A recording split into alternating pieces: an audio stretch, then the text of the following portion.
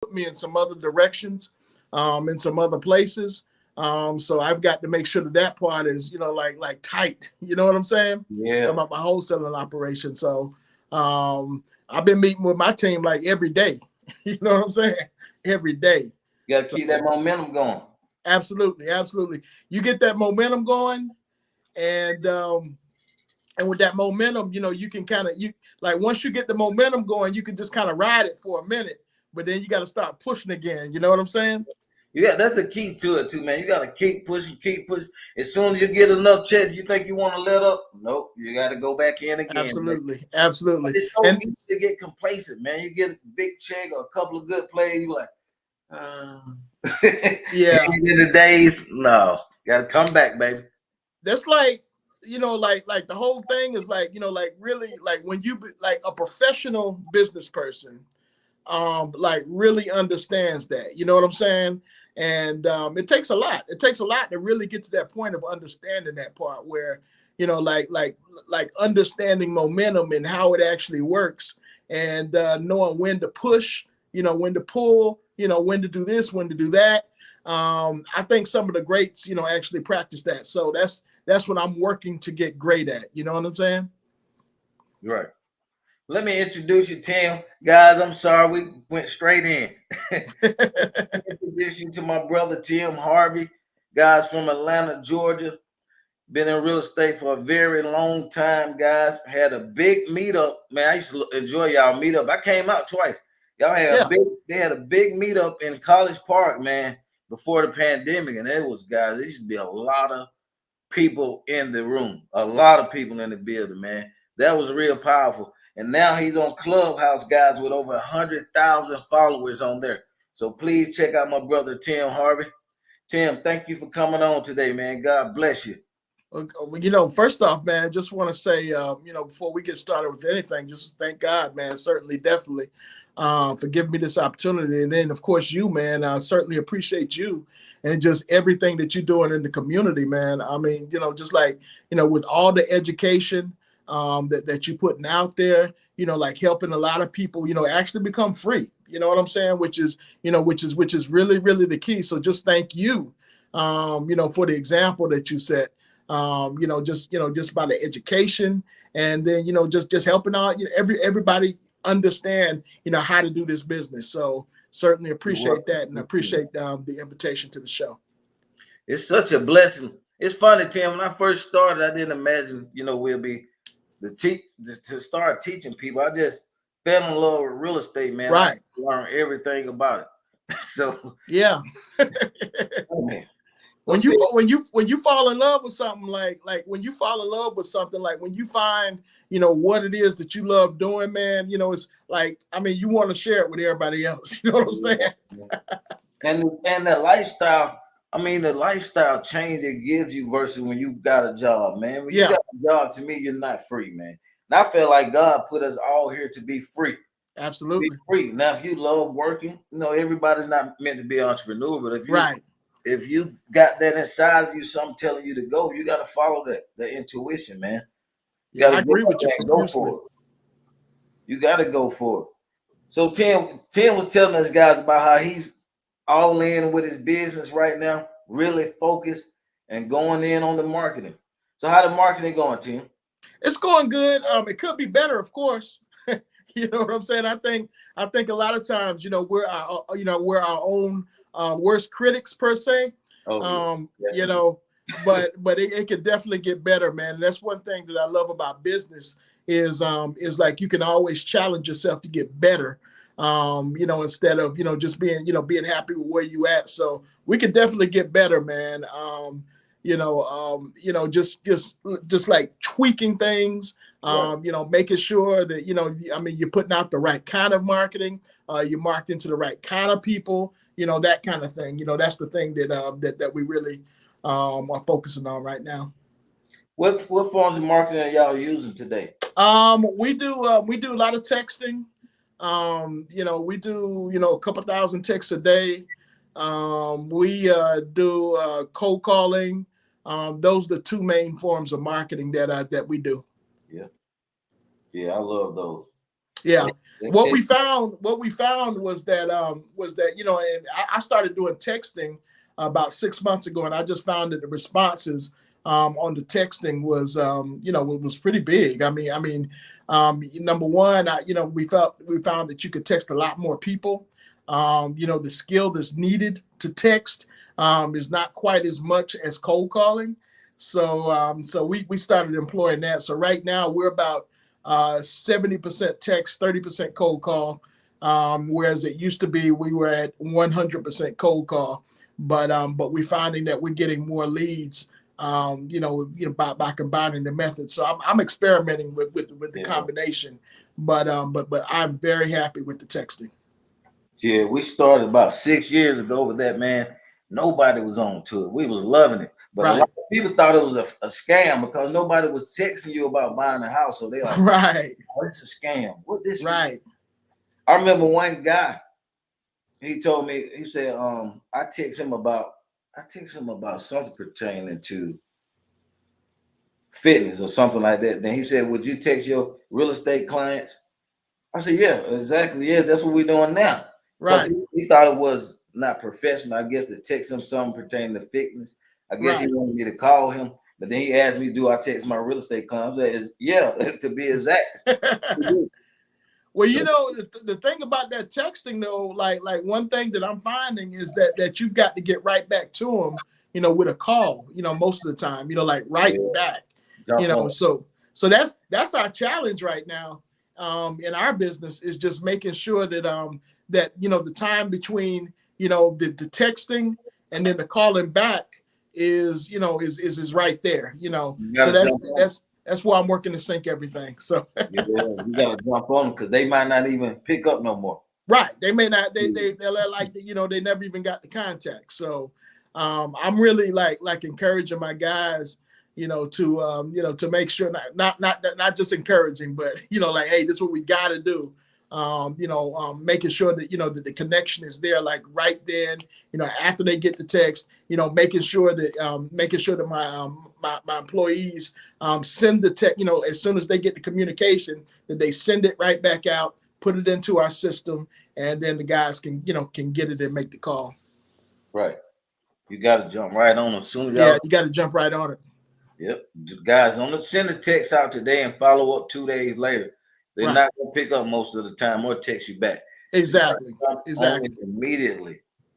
Now, what about, have you tried the ringless voicemail yet? No, didn't I didn't jump on that wave.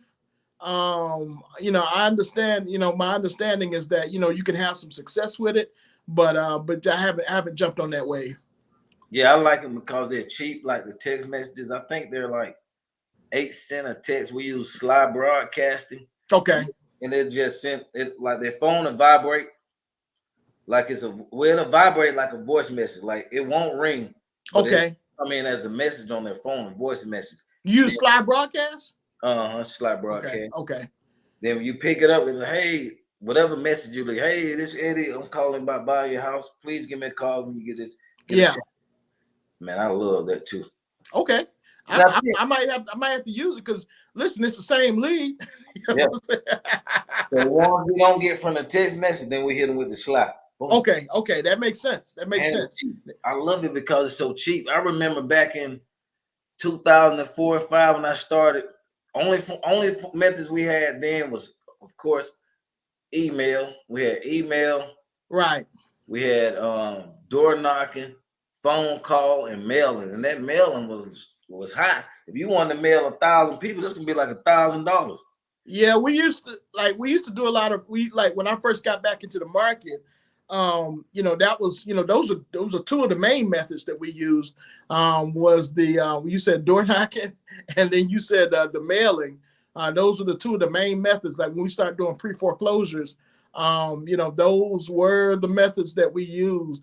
Had a lot of success with it. But also, you know, like it took up a lot of time as well, you know, specifically with that door knocking for us. Oh yeah. Now you can send a text, man. Boom. Yep. Yeah. Absolutely. It's Absolutely. so wonderful, man. So Tim, tell us how you got started in real estate. Back in 2000, man, you know, I was, you know, I was a restaurant manager, man. So, I was working about, I was working about 80 hours a week. And, I had the work ethic, you know what I'm saying? But myself and another friend of mine, he worked at Coca-Cola. I worked at this place called Steak and Ale. I don't know if you remember Steak and Ale, Yeah. over on Virginia Avenue, but I was the manager there. And my friend Rashawn, he actually serviced stores at Coca-Cola, and we had started an investment club, with us and some other people, and I'm talking about investing in stocks. And back then, those investment clubs were very, very popular. So what we found was we couldn't really control that process so much. You know what I'm saying? Right. So he got it in him, man. He was like, man, I'm gonna quit my job. And for me, working 80 hours a week, I knew if I worked half as much, half as much as that time, that I knew I could be successful. So both of us quit our jobs, man. I mean, like we ain't had no education, no nothing, dude. And it was just like, and we bought a house. We bought a house to rehab from somebody, and we got our butts handed to us on that first deal. But I found out I loved it. Found out I loved the business. You know what I'm saying? Hey, that first one to tighten you up, you'll do it. I thank God I didn't quit, man. You know what I'm saying? I thank God that that I was like, oh man, I think I love this. You know what I'm saying? And both me and him, we got into the business very, very heavy, man. We started doing light rehabs. We started buying properties, fixing them. And flipping them. Some of them were actually doing Section 8. Back then Section 8 was really, really big. Some of them were doing Section 8. And eventually I found myself, I had like 8 properties that I needed to refinance. And I found myself inside of a mortgage broker's office up in Marietta. And I mean, me and the owner, we just kind of took a liking to each other. And he was like, man, look like, I just kept coming in every day. And he was like, man, look like you can do these on your own, because I'm that kind of person, So I ended up refinancing, all my properties, on my own. And then I was like, man, you can make money doing that. And so I ended up kind of getting a desk, at that office. And I started doing, a lot of my friends, who was in the business, I started doing a lot of their refinances, and I ended up, becoming a mortgage broker from there. So, I learned a lot about money, from there, and eventually I became a mortgage banker, which meant that, we actually worked for a mortgage bank. One time was broker, next time was a bank, and learn how to pool all the loans together and then turn around and sell them. So got a chance to have that experience up until 2007 when the crash hit. When the crash hit, like I didn't know what to do. Everybody on my side of the business ended up leaving the business. And so I didn't know what to do, man. So I ended up, I was able to kind of sit on some money for a year. And then I realized I needed to get a job. My fiance at the time, was like, you need to get a job. So she didn't tell me that, but I knew I needed to do that. So I went. We know when it get hot. Yeah, it got hot. So ended up getting a job. I started. I worked in I did some things that I promised myself I wouldn't do before, but I ended up working in a jewelry store. Which there was no problem with that, but it was below what I was making, man. I was used to 6 figures. You know what I'm saying? I went from 6 figures to $16 an hour. You know what I'm saying? So, that was a very humbling experience for me. And another friend of mine had given me a call and, asked me to come into his office and do corporate sales. So I left that job and then I started working corporate sales for credit card processing and for a well-known company. And did that for about a year, but man, I started getting that itch again. You know what I'm saying? Like really, like I was, like I was inside that corporate setting, inside that office, man. And I was one of those guys that was just looking out the window. You know what I'm saying? Like right. I was like, my God, I used to be out there. You know what I'm saying? Like how those people, they still out there and I'm not out there. You know what I'm saying? Like how they walking around in the middle of the day, like me and you, we sitting here at 10:30 in the morning. and we're able to do, we're interviewing, but we're not interviewing for a job. You know what I'm saying? So, I was one of the people that was actually, in a corporate setting, looking outside the window. And one time I ended up going to lunch, and my old attorney, I went to go visit one of my old closing attorneys, and I noticed they were still doing business. I couldn't believe that they were still doing business. And that just kind of sparked something inside of me. I was already inside corporate America, man. I didn't like it. And this ain't for, maybe this interview not for everybody, but I hated it. And the reason I hated it was because, number one, I was trying to really get closer to God. You know what I'm saying? And I realized that being on that job, was not making me closer to God. There was actually, I was closer to my employer than I was to God. You understand what I'm saying? Because they dictated everything that I did. You understand what I'm saying? So for me, not only did I want that freedom again, not only did I want, to look out at the window again, but, I was looking out the window again, but I really wanted to be closer to God, and I really want to enhance my relationship with him. And the barrier for me was corporate. Maybe it's not like that with everybody else, but for me, having to go answer to somebody that told me when I could get up, told me when I could leave the building, told me I couldn't pray, just all that stuff, all that stuff really, it bothered me, man. So going to that attorney's office, it really inspired me. My partner who had told me about, the opportunity, it turned out me and him, we were cubicle, his cubicle was right in front of my cubicle. So, he didn't want his job either. So, and he was in the real estate business before too. So, we began. Yeah, that was God aligning. That was God, man. Yeah, that was God, man. Like we began to really like we began to write down our affirmations. And at the time I had joined the network marketing company. So, like my mindset was like at an all-time high. You know what I'm saying? So, and network marketing, big up the network marketing because it helped me with my mindset. But, ended up writing down all my affirmations and put them on my cubicle. He put them on his cubicle. And, we just began to believe, that we were going to be, we were going to be in real estate again. And we were actually going to be making 6 figures in real estate, again, you know what I'm saying? And what ended up happening was, we started looking for deals, like in between, like our lunch breaks, and everybody was laughing at us because they knew that, that we wanted to do something else. And they were like, man, how y'all want to leave this job? You know what I'm saying?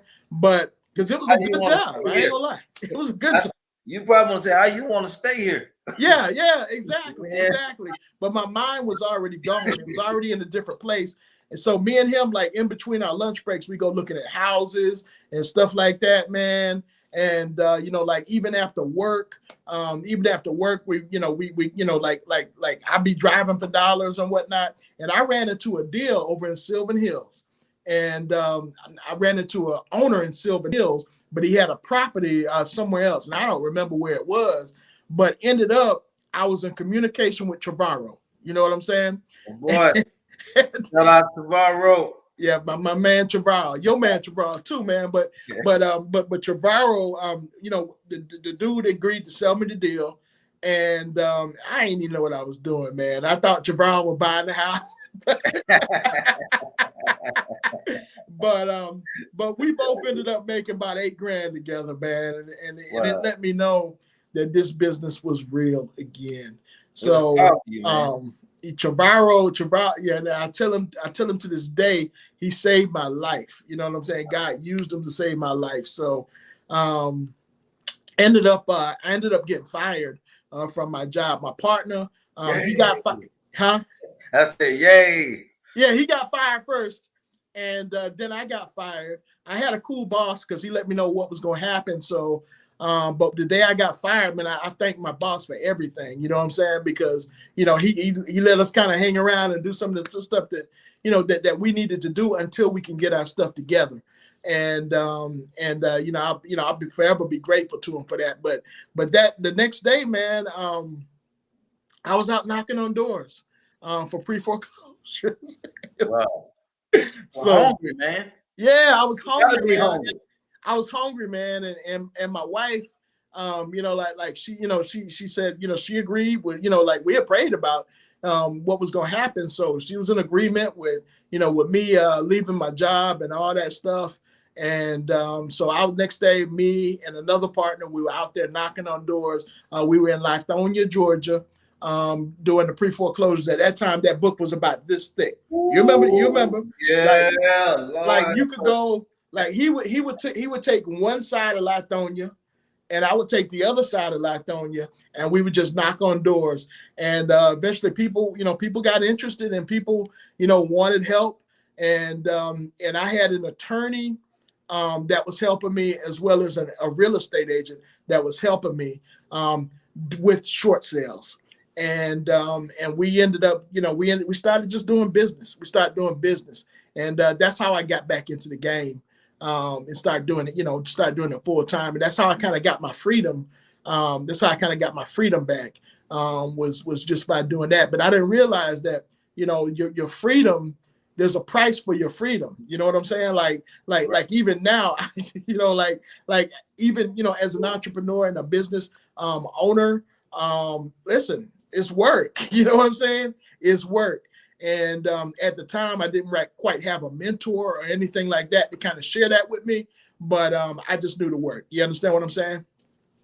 Man, I love that freedom so much, man. Yeah. You make good money, but I love that freedom over everything, man. I can go with my daughter and my sons at lunch and stuff, and, go out to lunch with them during the daytime or whatever, man. I take my daughter to school every day. Oh my God. I take her to school every day, man. You know what I'm saying? Like I don't miss moments, man. Like with my nephews and my niece, like I don't miss moments. You know what I'm saying? With my parents, you know what I'm saying? My parents, they don't live too far away, so I don't miss moments. You know what I'm saying? Like I make sure I go see my dad, my mom, like every week. Like when I was on my job, I couldn't do that stuff. You know what I'm saying? So like my family, they can rely on me. They can trust me. They can trust that I'm going to help them get stuff done. You understand what I'm saying? And it's priceless. It's priceless. Thank you, God, man. I just want to shout out to God right now, man. Thank you, God, man. Big shout out. You know what I'm saying? Man, that alone, brother, that alone is just priceless, man. Like, it feels so good. You naming all this stuff, man, that's what we're able to do as entrepreneurs, man. Yeah. Yeah.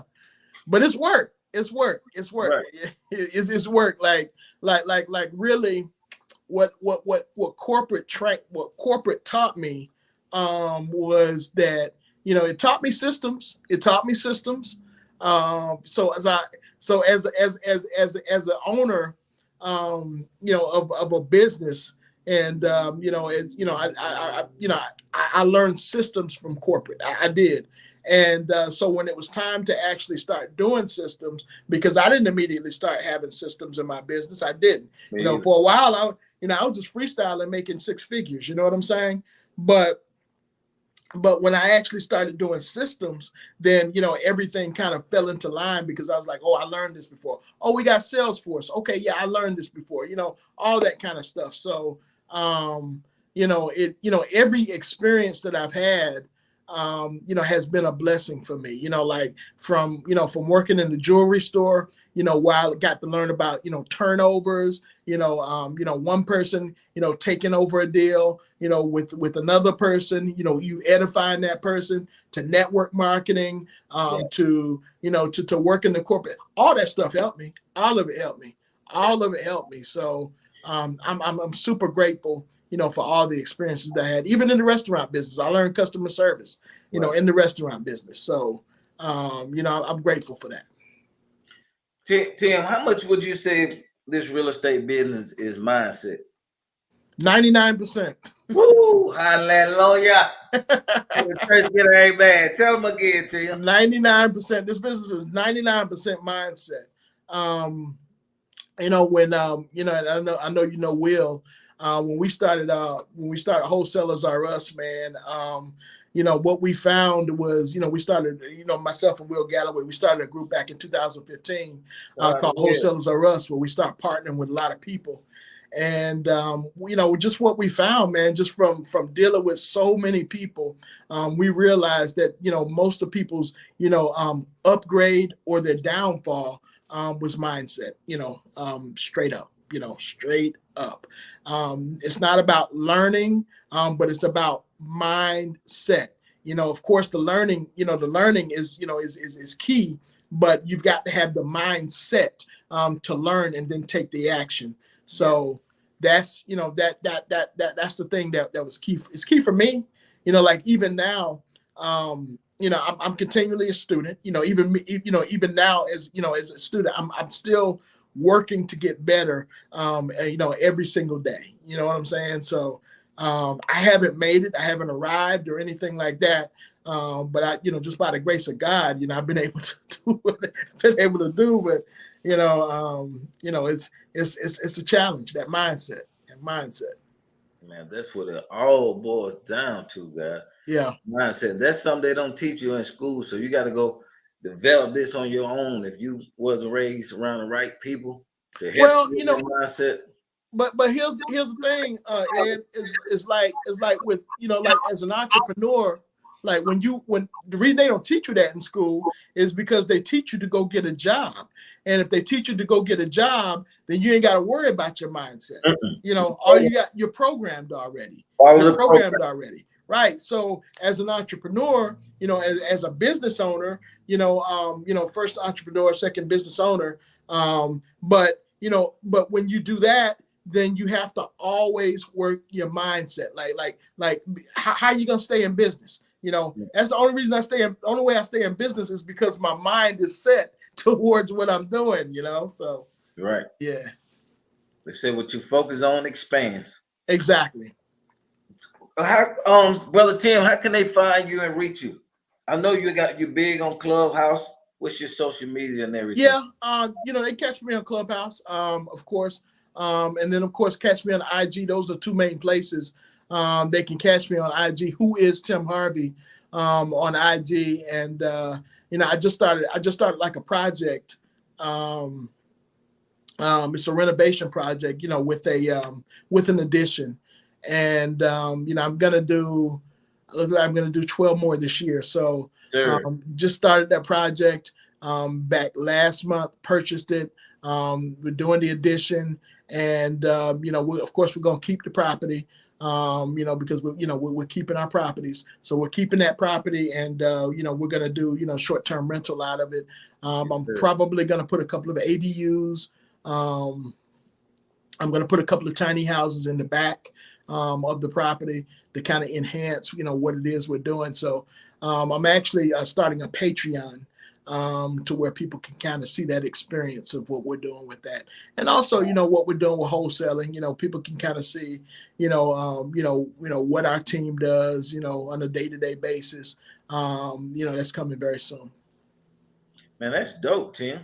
I want to come check it out once you get everything rolling, man. Absolutely, my brother. Absolutely. So, but in the meantime, we're on IG, man. Just our different stories on IG. Also, Clubhouse. Every week, we do a mindset room. Like you say, mindset's the most important thing. We do that every Monday at 8:30 a.m. On Wednesdays, we do like a Bible study. For entrepreneurs and leaders. People that just people that want to know what the Bible is and how it relates to them. And then on Saturdays, we talk about the wholesaling business. So, so it's a dope thing. Excuse me. You said on Monday, 8:30 a.m. is the mindset one. Yeah. Clubhouse. Yeah, Clubhouse. We do mindset every Monday. It used to be 8 o'clock p.m. But we changed it to the mornings because we need that mindset boost, and we know our partners need it too. Heck yeah, man. No wait. Eddie, one thing I'm finding out, Eddie, is anytime, like when a teacher is teaching, a teacher's always teaching himself too. You know what I'm saying? Right. So I always need that boost, I love, man, that's one thing too I love about coaching, because when I'm helping the students, I'm coming back into remembrance of some stuff some deals I've done, a different way I've structured things that I totally forgot about. Absolutely. Wow, man. Thank you, God. They be coming back to you. Yeah, it be coming back to you. So, Wow. so yeah, it's always good, man. That's the great thing about coaching and mentoring is just just the opportunity to kind of get some stuff back. That you like, dang, I didn't realize I even man all this stuff that I done learned over these years. I know. All these knocks, all these bruises, all this Woo! that I got over these years, Hey, and we got some it's coming stories, back to me. You know. I said, we got some stories too. All these years we've been in the game. Absolutely. Many war wounds. Oh man. Hey man, listen, I can say this, like your students, like they don't have to experience the same war wounds that you've gotten. Right. They ain't gotta go through the same thing. Like, so the next generation, like we really expect for that next generation to be better. Because they can start off on a better foundation than we started off on, because they don't have to worry about that stuff, because we've already got that stuff in the can. Right. That's the whole thing of coaching, guys, to help you avoid the pitfalls we already been through. Absolutely. So how to fast track it, man. Absolutely. So Tim, what's a golden nugget you want to leave them before we close out today? Always improve yourself daily renew yourself. I think that's the most important thing, is to understand that you've never arrived, and daily work on improving yourself. Daily work on improving yourself. There's a verse in the Bible that talks about renewing yourself daily, and that's something that we have to do. We have to do. We have to put away what happened yesterday and focus on what's now. And that's something that that I live by. Because that's the only time we have is now. Yes, sir. Tomorrow haven't arrived, and yesterday is gone, y'all. That's right. The only time we have is now. That's right. Now. That's right. Right now. Well, thank you, Tim, man. God bless you. I love you. Thank you, Eddie. And let's keep rolling, baby. God bless you, bro. Certainly appreciate you. Thanks a lot. All right. Take care. You too.